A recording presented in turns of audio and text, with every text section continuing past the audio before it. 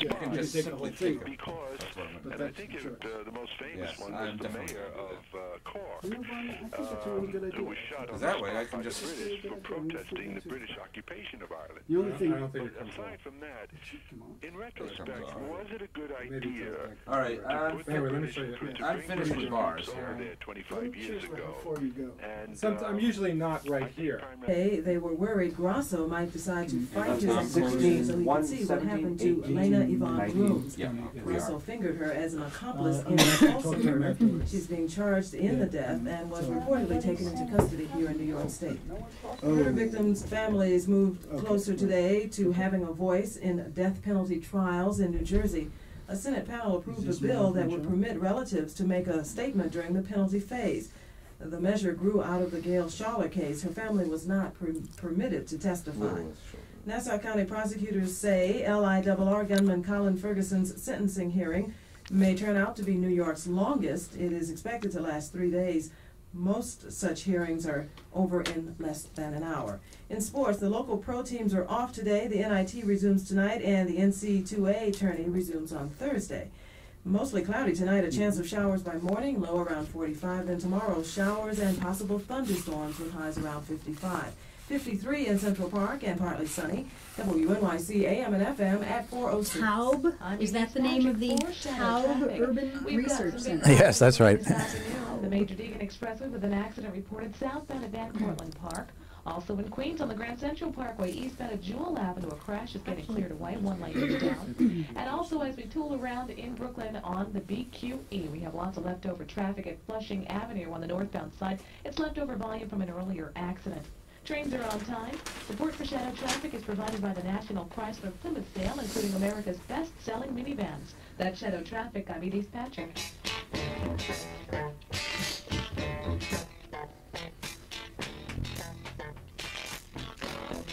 Welcome back to New York Beat here on AM 820 WNYC. I'm Dara Wells. My husband has this big map of Italy hanging in his office, and it's a very handsome map, but neither one of us is Italian. So I said to him, why not get a really great map of New York City instead? And now there is, in fact, a really great map to be had. It comes to us by way of the New York City Planning Commission. It details 300 neighborhoods of New York City. Do you ever think about what makes your neighborhood special? Our next guest has. He is Tony Hiss, author of The Experience of Place and a visiting scholar at NYU's Taub Urban Research Center. Welcome to the program, Tony. Thanks, Dara. I should say welcome back. Delightful to be back. By the way, I'll show your book. Thank you. Since we have TV cameras in here as well. This is The Experience of Place. Publisher? Alfred A. Knopf in hardcover and vintage books in paperback. Okay. So let's talk about places and neighborhoods. What makes a good neighborhood? That's an excellent question, and the map shows, as you said, 300 neighborhoods. Some people might argue it undercounts a bit. There are some who say there are over 400 identifiable neighborhoods in the city. But the point of celebrating them, this is the first time the city has ever put them down on one piece of paper before, is to show their longevity and their great vitality. They're not just places, they're places that really collect people and weave them together. And many things are obvious. They have to have decent housing, they have to have decent access, probably some decent parks. Some things are not quite so obvious. A man I know who's building a brand new town in Virginia called Haymount, starting from scratch, says he's identified 112 different kinds of shops and services that every neighborhood needs to have in order to really function. But what I was writing about in this piece for the Times was what's called sacred sites, which are even less likely to be turned up in most ordinary analyses of neighborhoods.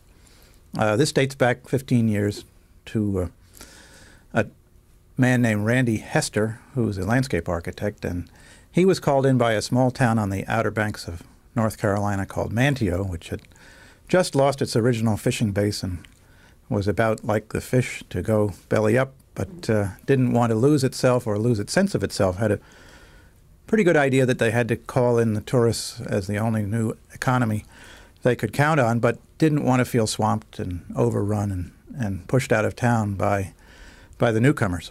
What could they do about that? Well, Randy spent some months systematically talking to everyone, looking at everything, finding out what were those places that really pulled people together, gave them a sense of community, eased their burdens, lifted their spirits, pulled them together in some way.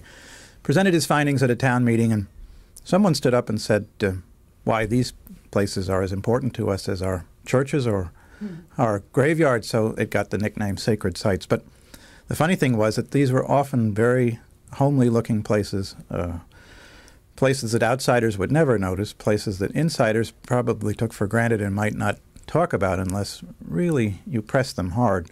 Let's bring it back to New York City. You live in Greenwich Village. Yes. Where are some of the sacred sites of Greenwich Village? Well, there are a number of candidate areas, and these are not, again, the obvious sites.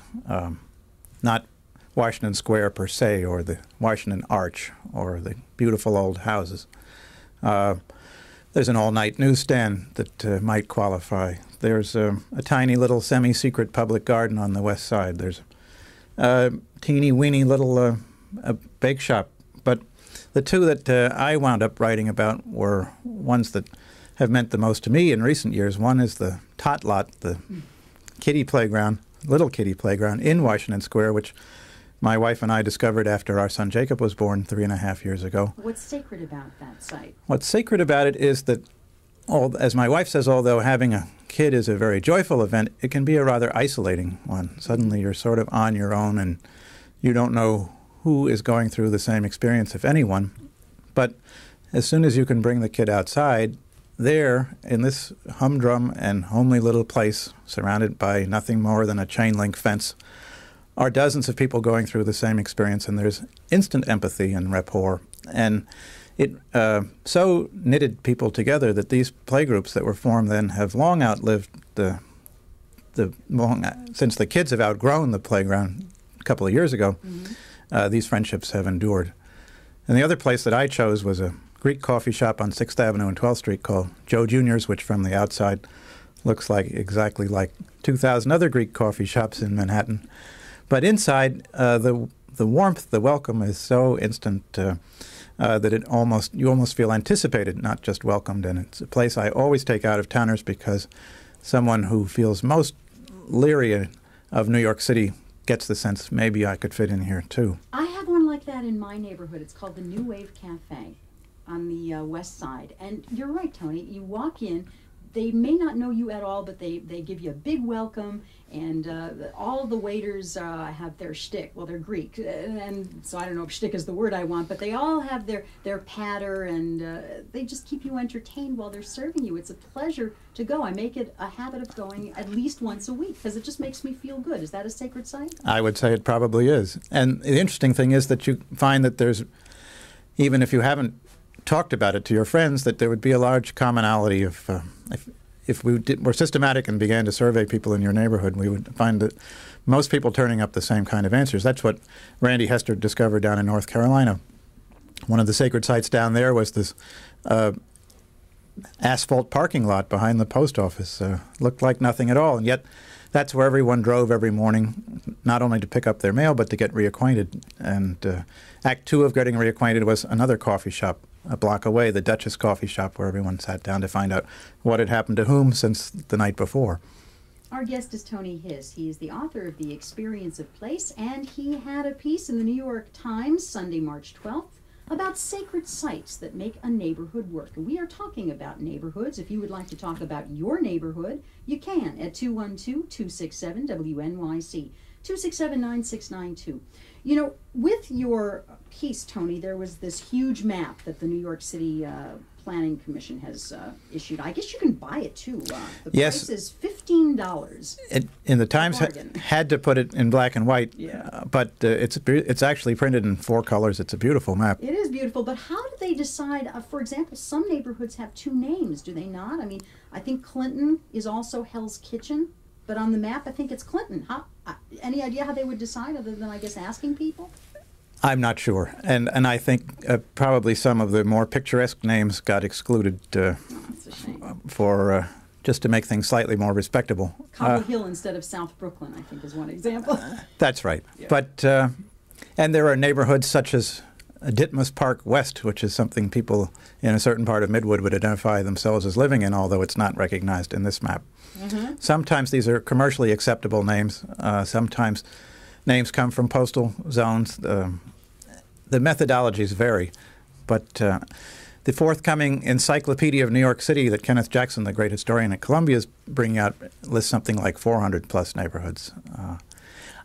I think that sacred site analysis is something that could be very helpful to New Yorkers in trying to think about how to hang on to neighborhoods, how to keep them durable through changes and to preserve a sense of continuity.